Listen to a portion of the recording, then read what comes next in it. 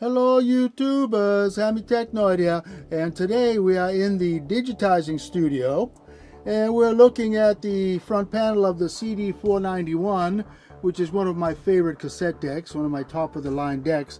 And the reason we're looking at it because I've taken away the little front panel here, and the front panel enables you to look in there and see the heads, and you can see the heads reflecting in there. But the main reason, not just to see the heads, but today I accomplished something that I've been wanting to do for so long. I made a mirror cassette. I manufactured a homemade mirror cassette. You can see there's a mirror in there. See it? There's a mirror reflecting. And what this is a fantastic piece of test equipment that you can use on cassette decks to check your tape path. Your tape path is essential in keeping your tape safe and also making sure that the tapes you make are able to be played well back on other machinery that has the right alignment and calibration for the tape path. So yeah, I made this morning. I took a mirror, took tiny little mirrors and broke them, cut them into the sizes, and then I got a cassette, took it apart. Yeah, it's not very pretty. It's not a pretty thing, but what makes it useful and delightful is the fact I can use it to check the tape path. And with no further ado, that's what we're going to do. We're going to put it into the CD491 and we're going to check it out.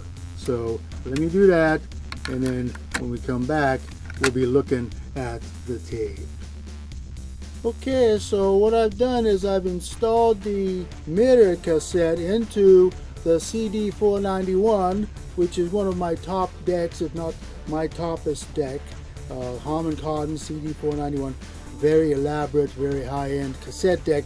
I've got the mirror cassette in there, and what you're seeing is the reflection of the leader tape in front of the record, play, and erase heads. Okay, and what I'm going to do, I'm going to put it into play mode, and I put it into pause, and it's waiting to be hit play, and there goes play, and you can see the tape is traveling across the heads, and as you'll see, that's the leader tape, and now it's going to change into the cassette tape, and now you see the tape traveling past the heads.